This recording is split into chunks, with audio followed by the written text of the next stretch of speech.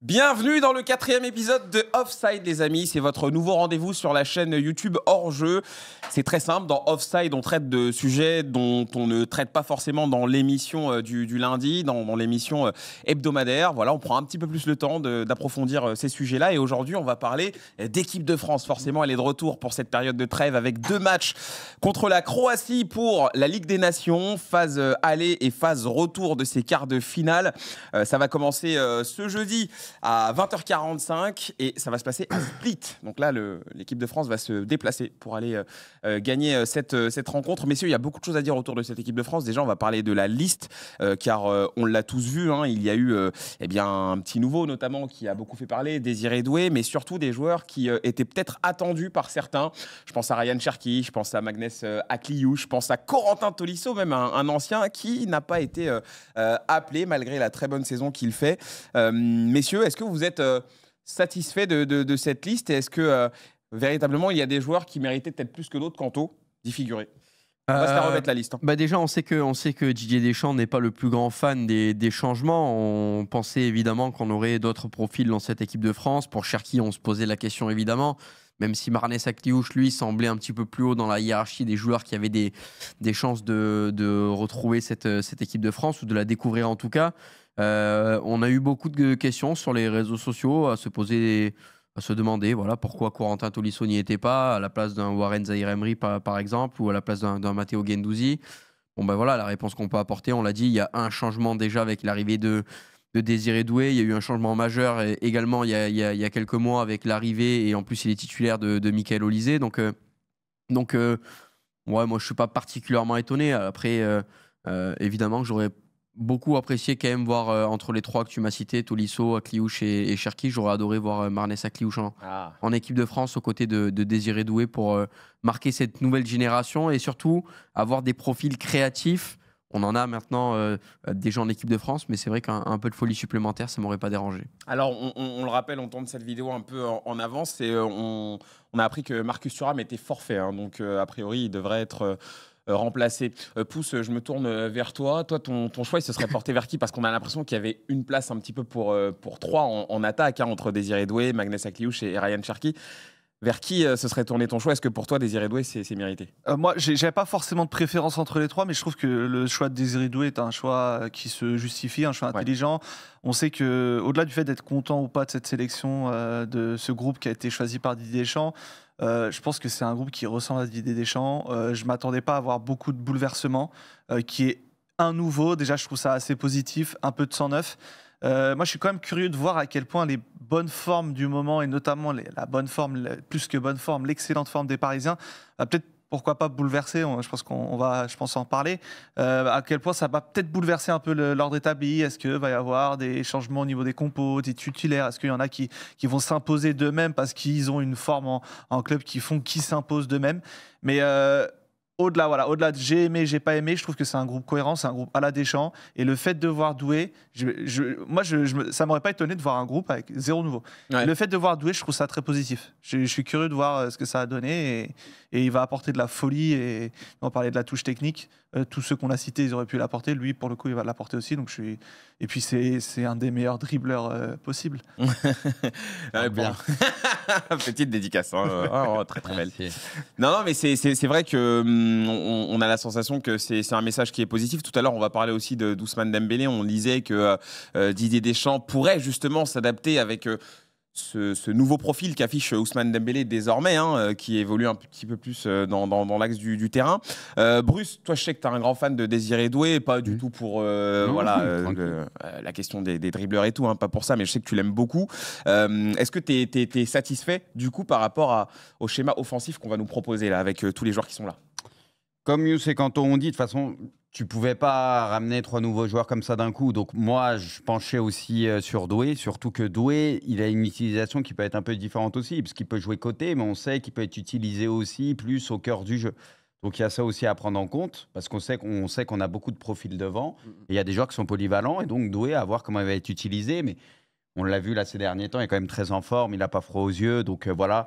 On le voit aussi en sortie de banc, c'est un joueur qui très vite peut être très chaud, parce que des fois, il y en a, ils leur font un peu de temps pour entrer dans les matchs, puis tu as l'impression que dès ses premières prises de balle, il ne se pose pas de questions, donc c'est ça qui est appréciable chez lui, et j'aime beaucoup, donc je pense que c'était le bon moment de l'intégrer à ce groupe France. Les autres, on verra avec le temps, peut-être ça viendra, mais on savait qu'il n'allait pas faire venir 3 nouveaux joueurs. Par contre, moi, j'aurais appelé Tolisso. Tolisso, je suis quand même déçu, parce que moi, je pensais vraiment que Deschamps allait l'appeler, parce que, voilà, on sait qu'il n'aime pas trop faire 150 changements, mais il connaît Tolisso. Donc voilà, c'est un joueur qui a un vécu équipe de France et tout. Donc je m'étais dit, à partir du moment où ce mec-là, il est très bon, régulier, il se pète pas et tout, je pense que ça peut bien fitter pour Deschamps. On avait vu aussi le retour de Kanté, tu sais, il n'a pas hésité à rappeler un ancien, par exemple. Donc je m'étais dit, vu la forme de Tolisso, et lui, pareil, il a une utilisation où lui, il peut se projeter, marquer des buts et tout aussi. Je trouve qu'il peut apporter un peu autre chose. Pas mal d'options avec lui. C'est un milieu qui est très complet. Donc moi, j'ai envie de dire, sur cette liste, ça me va. Mon seul petit regret peut-être, c'est Tolisso, moi, que j'aurais rappelé. Ok, je reviendrai vers toi, Bruce, pour un autre joueur, mais en effet, Youss et Kanto, Tolisso, c'est sûr que on a l'impression qu'on voulait le voir, en fait. C'est même pas, on peut être fan du joueur, pas fan du joueur, mais on a la sensation vraiment que il avait quelque chose à apporter à cette équipe. Ouais, non, mais évidemment, avec les performances qu'il a en ce moment avec l'Olympique Lyonnais, on avait vu une série où il a marqué sur plusieurs journées, chose qui était inhabituelle de voir Tolisso aussi efficace devant le but et marquer aussi régulièrement, j'ai envie de dire. Maintenant, le problème qui se posait pour moi, on en avait déjà parlé il y a quelques semaines, c'était quant au positionnement de Corentin Tolisso à l'Olympique Lyonnais. Est-ce qu'il y avait la possibilité dans le système de Didier Deschamps d'avoir le même Tolisso en équipe de France? Moi, je pense que non. Donc, si c'était pour utiliser Corentin Tolisso dans un rôle de relayeur au milieu de terrain ou box-to-box, ou le rôle que tu veux finalement, un rôle assez classique, je ne voyais pas un intérêt flagrant à avoir Corentin Tolisso, bien que ses performances à l'heure actuelle dans son rôle un peu particulier nous montrent bien que même dans un rôle plus traditionnel, il aurait été performant aussi. Mais non, moi je pense que cette impossibilité d'avoir le même rôle que Tolisso a à l'OL en équipe de France fait qu'aujourd'hui il est absent. Ouais, c'est exactement ça.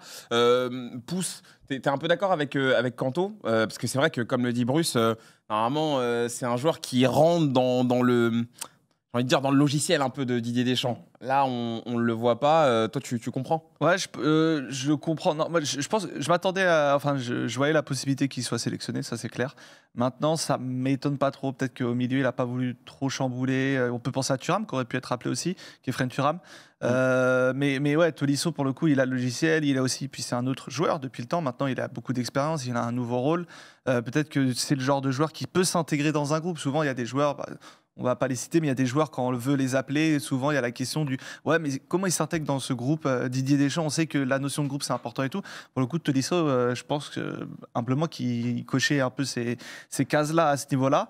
Donc un peu étonné. Maintenant, peut-être que il s'est dit que Tolisso brille surtout par son apport offensif dernièrement et ses projections et tout ça. Peut-être qu'il se dit qu'il a déjà assez de monde dans ces zones-là, qu'il n'a pas forcément envie d'un joueur qui par ça, je sais pas, j'essaie de trouver. Est-ce qu'en équipe de France, on n'a pas dit plusieurs fois qu'il nous manquait peut-être ce genre de profil ces dernières années en disant que des milieux qui apportent un peu offensivement, on était souvent mécontents de notre milieu de terrain, tu vois, où il manquait quelque chose.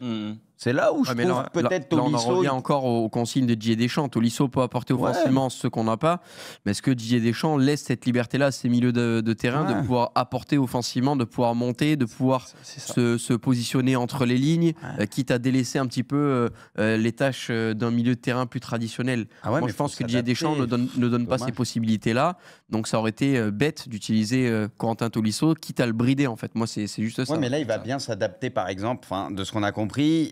Il va s'adapter, je pense, à Dembélé. Il voit, comme tout le monde, ce qui se passe au PSG, il voit l'importance qu'il a. Il se dit, bon, je vais peut-être l'utiliser un peu de la même manière qu'au PSG. Donc, pourquoi tu t'adaptes pas aussi à ce que tu vois et ce que ça peut apporter? Tu vois, c'est ça que moi, je trouve qui peut être dommage. Mais je vois ce que tu veux dire, c'est Deschamps, je connais. Si tu t'adaptes à Dembélé, qui est dans ce rôle un peu faux neuf, mais qui a tendance à beaucoup dézonner, à venir chercher les ballons de loin, est-ce que finalement il n'y aurait pas bouchon, embouteillage avec des profils, par exemple Nkunku, des profils Corentin Tolisso, qui seraient souvent dans la zone où Ousmane Dembélé aime bien partir pour ses actions? C'est ça la question que je me pose aussi, et c'est là peut-être la logique de Deschamps de se dire, bon ben moi j'apprécie les profils, mais par rapport à la manière de jouer d'Ousmane Dembélé, il peut y avoir embouteillage dans certaines zones, et c'est pour ça que ça serait inutile de les utiliser. Bon, bah, en tout cas, ça fait un gros débat. Yous, on te laisse finir du coup sur Tolisso. Ouais, non, peut-être embouteillage, peut-être que aussi ça demande une interprétation, une modification de l'animation, ces choses-là, et peut-être que voilà, il se dit c'est mars, c'est des échéances, pardon, c'est un match contre la Croatie, il faut aller le gagner, c'est un quart, il n'y a pas le temps de bosser, tu vois, peut-être qu'il y a ça aussi qui rentre en réflexion, je sais pas. Très bien, très bien. Alors, messieurs, on va avancer sur le débat de cet épisode d'Offside. Et vous avez déjà embrayé un petit peu. Forcément, c'est ce nouveau rôle d'Ousmane Dembélé. Et on l'a entendu. Deschamps en a parlé, forcément. Il est prêt, justement, à adapter un petit peu le jeu de l'équipe de France. Sachant en plus que Marcus Thuram est forfait. Il y a peut-être, entre guillemets, une place qui se libère. Bruce, comment est-ce que ça va s'articuler, tout ça? Je te vois un peu faire la moue. T'es pas convaincu? Ça va être spécial, parce qu'on a vu Dembélé jouant avec Mbappé, etc. Là, on voit un Dembélé qui est libéré depuis qu'Mbappé, notamment, est parti, parce que c'est devenu l'option numéro 1. Et voilà, il est décomplexé, c'est clair. Et là, tu retrouves Mbappé, où on sait ça va être la solution numéro 1 pour finir les occasions. Donc, c'est là où il faut faire preuve d'intelligence. J'espère que Mbappé peut-être va laisser peut-être davantage le ballon à Dembélé et à d'autres, parce que quand tu vois la forme d'un Dembélé aujourd'hui et d'autres attaquants parisiens, parce qu'ils s'entendent tous, ils jouent tous ensemble. Mbappé était à Paris au PSG encore il n'y a pas si longtemps que ça. Donc c'est juste sur la répartition où j'espère que ça sera peut-être un peu plus équilibré pour pas qu'on retombe dans nos travers ces derniers temps où on avait un PSG, pas un PSG, mais une équipe de France qui jouait pas très bien au ballon et qui était assez prévisible d'une certaine manière. Là, Dembélé et d'autres joueurs parisiens cette année apportent, je trouve, de la folie, ce côté un peu imprévisible. J'espère qu'on ne va pas redevenir prévisible, tu vois, tout le temps en voulant forcer sur Mbappé. Moi, c'est juste ça au niveau de la répartition. Parce que là, on voit... Après, sur le côté imprévisible, l'équipe de France, elle est très prévisible. C'est le Paris Saint-Germain plutôt qui est imprévisible. Ah, c'est ce que j'ai dit. D'accord. Peut-être j'ai inversé, mais c'est ce que j'ai dit. Okay. La France, ces derniers temps, était très prévisible. Okay. Et le PSG, d'une certaine manière aussi, parce que ça tournait beaucoup autour d'Mbappé. J'espère juste que le ballon sera un peu plus réparti, parce que quand tu vois la forme de Dembélé et d'autres, je trouve qu'on a quelque chose de très intéressant, et même pour les adversaires, ça sera difficilement lisible si la marque est répartie, comme je viens de dire. Donc j'espère qu'on va capitaliser là-dessus, parce que ça serait dommage de ne pas le faire. Pouce, on sait pourtant que entre Dembélé et Mbappé, il y a quand même beaucoup d'amitié. Les deux ont grandi ensemble, hein, presque, on le sait. Toi, tu les vois justement réussir à travailler, à collaborer ensemble en équipe de France, avec ce nouveau statut qu'ils ont tous les deux? Je suis intrigué. Ouais. Je sais que t'aimes bien ce mot, toi. T'es souvent intrigué. J'aime bien aussi. Non, en vrai, je suis intrigué. J'ai pas envie de dire que j'y crois pas trop. J'ai pas envie de dire que j'y crois beaucoup. Mais je suis curieux de voir comment Deschamps va animer ça. Déjà, je serais très déçu si je vois Dembélé. Non, mais. Excuse-moi de prendre de la hauteur, quoi. Photo, tranche. Ok, ça va pas marcher. Ça va pas. En fait, je pense que le rôle qu'a Dembélé au PSG, il est aussi permis par la liberté que lui donne Luis Enrique. Cette animation offensive au PSG, c'est un tout. Il y a Dembélé, il y a tous les autres, et je pense que ça fonctionne dans une animation de 3 joueurs qui ont ce but et ce souci premier du collectif. Est-ce que tous les joueurs offensifs en équipe de France, c'est le cas pour eux aussi? Suivez mon regard, je suis pas sûr. Donc, voilà, il y a aussi ça à prendre en compte. On peut se dire que Mbappé pourrait profiter de ça parce qu'il serait peut-être soulagé sur certaines séquences où ça passerait moins par lui. Il pourrait être bon sans balle parce qu'il est bon sans ballon des fois, lâcher un peu la balle et proposer dans la profondeur, ce genre de choses. Mais je suis pas sûr que ça marche tout de suite très bien en mars. Mais il y a des pistes il y a une piste en tout cas. Maintenant, là, tout de suite, je pense pas que ça va. J'ai l'impression qu'on va ressortir de ce rassemblement et se dire ah ouais, bah, c'est pas le Dembélé du PSG, c'est dommage. Tu vois, c'est souvent l'effet de l'équipe de France. Ça. Et surtout qu'il y a. Ça, c'est souvent l'effet. Les joueurs, ils marchent très bien en club, ils arrivent en équipe de France et t'as l'impression que c'est plus les mêmes. Là, s'ils sont intelligents tous, il y a une suite logique. Tu le vois au PSG, ça permute de fou. Mbappé, là, Dembélé pourrait être dans l'axe, Mbappé pourrait être dans son côté gauche qu'il aime bien aussi. Dembélé pourrait être aussi un peu à droite, des fois un peu à gauche, peu importe. Et Mbappé passer dans l'axe. Les deux aiment bien bouger. Ça peut se faire, tout peut se faire naturellement. Après, il faut que chacun y mette du sien. Il faut que Deschamps laisse de la liberté aussi, qu'il puisse se changer de poste en cours de match, etc. À l'image du PSG, pour moi, il faut capitaliser là-dessus. C'est une logique de fou et c'est les attaquants les plus en forme, limite français, ils sont au PSG. Mbappé était au PSG il n'y a pas longtemps, ils se connaissent tous. Donc il y a vraiment quand même un truc intéressant à faire à ce niveau-là. Quanto, sur ce sujet, c'est toi qui vas faire la décision. Qu'est-ce que tu en penses ? J'en pense que ça va dépendre essentiellement des consignes de Didier Deschamps et de la manière des joueurs à les appliquer et à les respecter. Premièrement, les consignes de Deschamps, pourquoi ?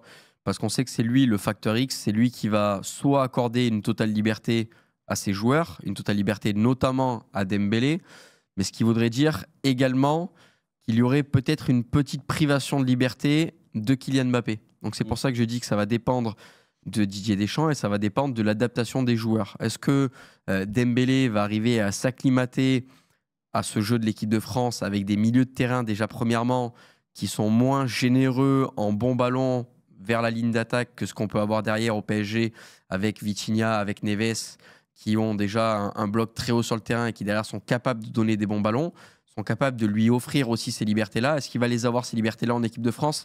Est-ce que Deschamps va les lui laisser? Deuxième question, par rapport à Kylian Mbappé, est-ce que Kylian Mbappé va vouloir endosser sa cape de héros comme il l'a trop souvent fait, à se prendre pour le numéro 10 et pour le meneur de jeu et descendre très bas et remonter les ballons? C'est le domaine et le secteur dans lequel il est le plus mauvais. Donc c'est ce que Kylian Mbappé va aussi également devoir accepter. Premièrement, il faudra qu'il y ait, une consigne de Didier Deschamps, non pas de brider Kylian Mbappé, mais de lui dire prends la profondeur, prends ton aile, permute avec Ousmane Dembélé, mais ne cherche pas à être le dépositaire du jeu parce que c'est pas là où tu es le meilleur. Et est-ce que Kylian Mbappé va accepter de le faire également? Donc voilà les questions, les interrogations pour en venir au point où est-ce que finalement la cohabitation peut fonctionner ou est-ce que ça ne marchera pas?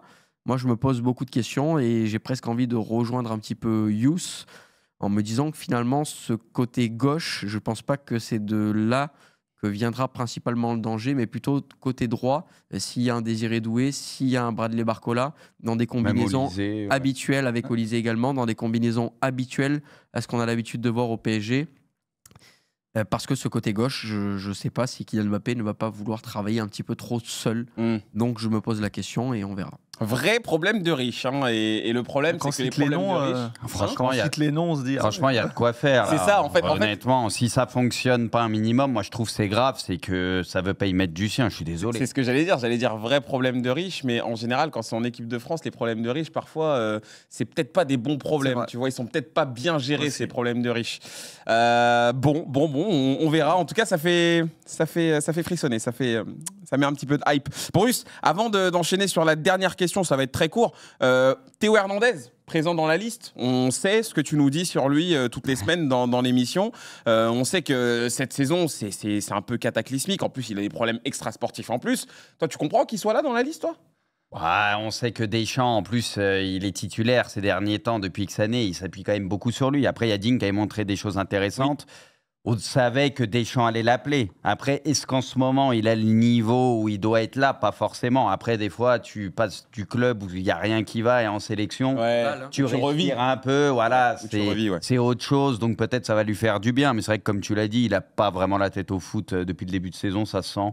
Il fait une saison catastrophique avec Milan, comme Milan d'ailleurs. On dirait Loris sur cette photo. Ouais, Loris, Popo. Donc voilà, après, Deschamps, je pense qu'il ne va pas le jeter de l'équipe de France tout de suite. Ça me paraît logique donc qu'il l'appelle, on va dire. Mais c'est vrai qu'on espère voir un autre Théo Hernandez dans l'équipe de France parce que sinon, il risque de coûter quelques buts. Dernière question, messieurs, pour clôturer cet épisode d'Offside. Ça va être très simple, hein, pas besoin de développer derrière. Je vous demande de prendre vos ardoises. Est-ce que Désiré Doué doit commencer ce match? Parce qu'on le sait, hein, quand il y a un petit nouveau qui arrive en équipe de France, toujours, on se demande s'il va être titulaire ou pas. Il le fera pas. On se doute qu'il va jouer ce match. Hein, il va rentrer au mieux, au minimum. Mais est-ce que pour vous, il doit démarrer, Désiré Doué? Je vous laisse prendre le temps. Ah, ça fait réfléchir Bruce. Ça a fait un petit peu réfléchir Pouce. Et Kanto, lui, il était déjà plutôt assuré. Je vous laisse retourner. Non. Non pour Bruce. Non pour Pouce. Non pour Kanto. Une Kanto. forme de logique. Il vient d'arriver. Il y a quand même des statuts. Il y a des mecs. Tu vas pas le mettre tout de suite. Mais par contre, le faire rentrer, c'est un de ceux auxquels tu peux penser pour dynamiter tout ça. Surtout que ses entrées sont très très bonnes. On l'a vu. Hein. Ouais, je suis d'accord avec ça. Il y a une question de statut. Tu peux pas mettre un petit jeune comme ça titularisé dans une échéance censée être un peu importante, quart de finale de Ligue des Nations. Surtout que tu es venu. Oui, parce que je m'en bats les couilles de la Ligue des Nations. Mais, ça se passait trop bien. Mais oui, c'est qu'il a pas tort. Non, mais ce que je veux dire, c'est qu'en fait, ça fait plusieurs semaines, plusieurs mois maintenant que tu as installé déjà Olysée. Donc ça veut dire que ça serait peut-être lui qui en ferait les frais. Si tu viens sortir Olysée de ton 11 de départ et que tu mets Désiré Doué, quel message renvoyer? Et deuxièmement, Doué, c'est un petit qui peut venir te foutre le bordel, le boxon complètement avec ses prises de balles, ses dribbles, ses percussions, son entente avec Dembélé. Donc ça serait bête de s'en priver également en tant que super sub. Si on voit que cette équipe de France ronronne un peu, n'arrive pas à trouver la solution, paf, tu fais rentrer un Désiré Doué. Moi, je pense que ça peut être un vrai joker, un vrai player impact à faire entrer. Impact player plutôt dans ce je pense qu'il ne doit pas non plus le voir encore plus grand qu'il ne l'est, pas plus beau. Je pense que voilà, c'est un très bon joueur. Et il s'est fait remarquer au PSG par des entrées, par ce rôle d'impact. Il n'est pas titulaire indiscutable au PSG. Voilà. Il joue de temps en temps, ça tourne et tout. Mais du coup, l'installer directement en équipe de France, je ne suis pas sûr. Et puis, comme l'a dit Kanto, il y a Olysée à qui tu as fait confiance, qui ne fait pas une saison dégueulasse, loin de là. Donc, je pense que la continuité... qui fait toujours ses trucs en équipe de France. Il a la confiance de Deschamps. Oui, mais Kolo Muani, dans l'esprit de Deschamps, c'est toujours une sérieuse option. Oui. On le voit en équipe de France. S'il shortboule ça en se disant tiens, je mets Dembélé, je mets Mbappé, je mets Olysée. Et, moi, c'est ce que je voyais. Hein. Moi, je pensais à Olysée plutôt côté droit. Ça semble être logique. Ouais. Mais Dembélé, moi, la vérité, ça ne me choquerait pas qu'il y ait un Kolo Muani et Dembélé soit sur le côté, Mbappé de l'autre côté. Hein. Ça ne me choquerait pas. Hein. Thank you guys. It was Offside. Thank you, sir. Thank It you. was very pleasant. It was a very great It was a pleasure. episode. Yes. Yeah. Offside. It was cool. Very nice. It was cool. Yeah. It was cool. Yeah, of course. You can find the next episode on Thursday. It is always on Orge. See you on the YouTube pitch. channel. See you on the pitch, my See friend. you on the pitch. Bye-bye, Thank you my guys. friend. Thank you. Bye bye. Bye.